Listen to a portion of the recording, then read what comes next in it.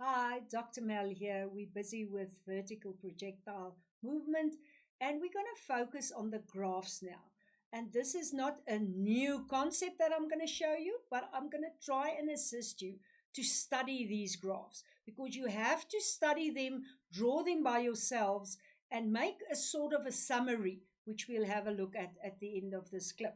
So remember, we only have gravitation. And I'm going to say that at every point in projectile movements because everything is actually moving down.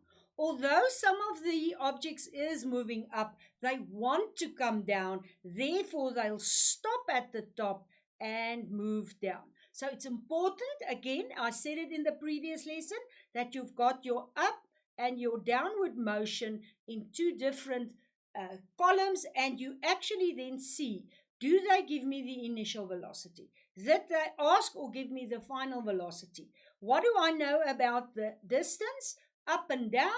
And do I have the time? The one thing you always know is that the acceleration will be 9.8 for up and down. And make sure that you choose your direction as either positive up or positive down. Now, this whole lesson will first start with positive up, and then we're going to go back to every graph and do positive down, which is the one I prefer. So let's have a look. We've seen this in the previous lesson.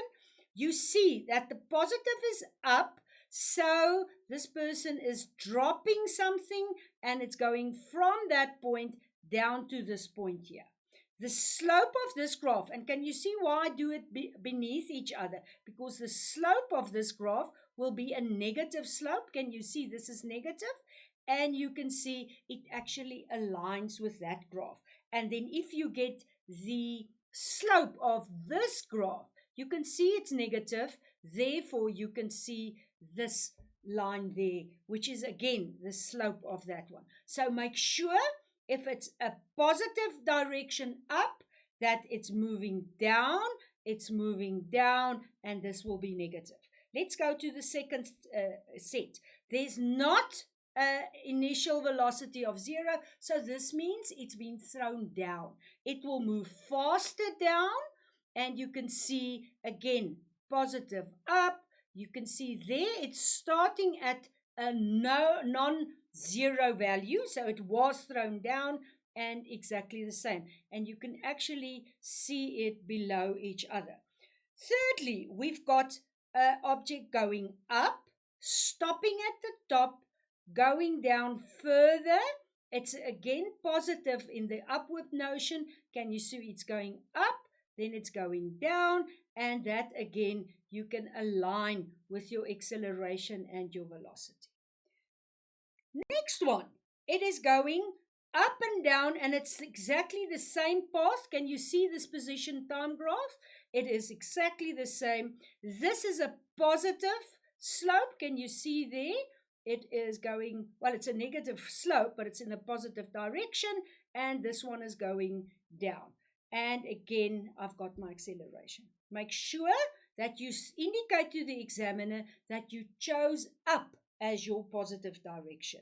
And then the bouncing ball is going up from the bottom, coming to this. Oh no, it's just going up. It's not bouncing. So it's stopping at the top there. And you can see the path upwards was much longer or greater than downward because it stopped at the top of the building. And here you can see that portion being the greater part is giving you the greater velocity.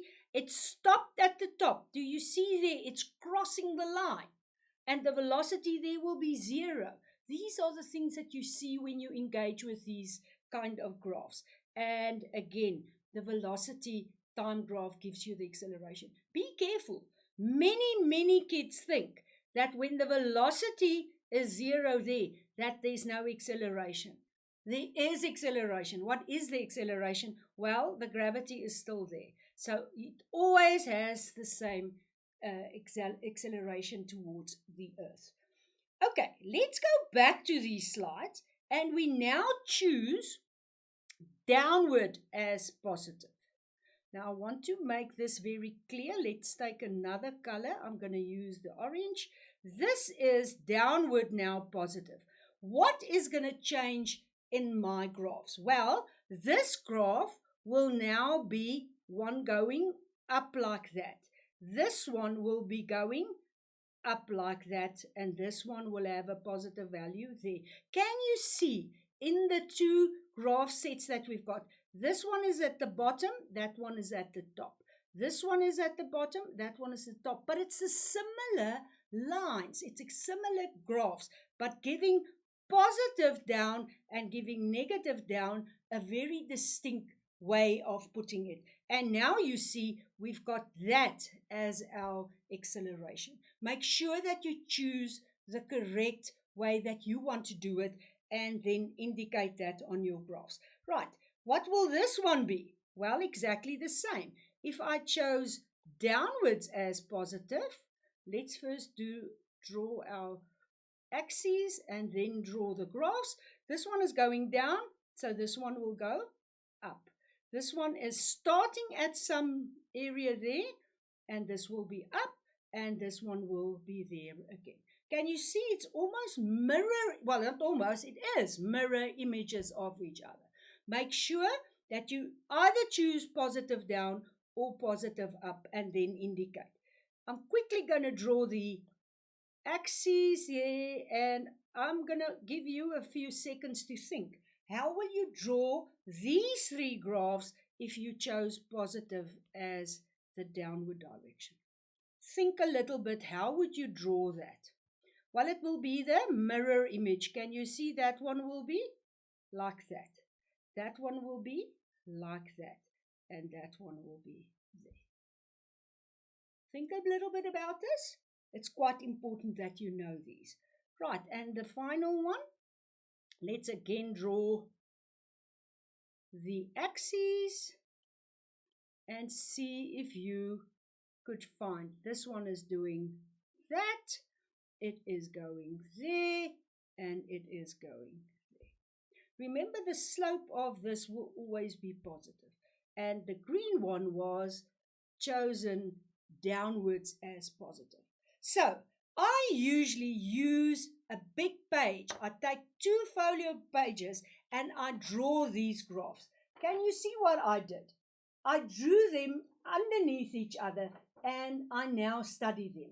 I actually advise you, put this on the wall in your room so that you can see this and remind yourself exactly what's happening. So that's just a hint. How do you study vertical projectiles? Right, let's see. Can you use the equations? You have to think how to use the equations up and down, and then perform manipulations and then draw. You always have to draw your diagram, and it's easy if you work from a graph, or you have to draw a graph if you've got your up and your down motions distinguished from each other.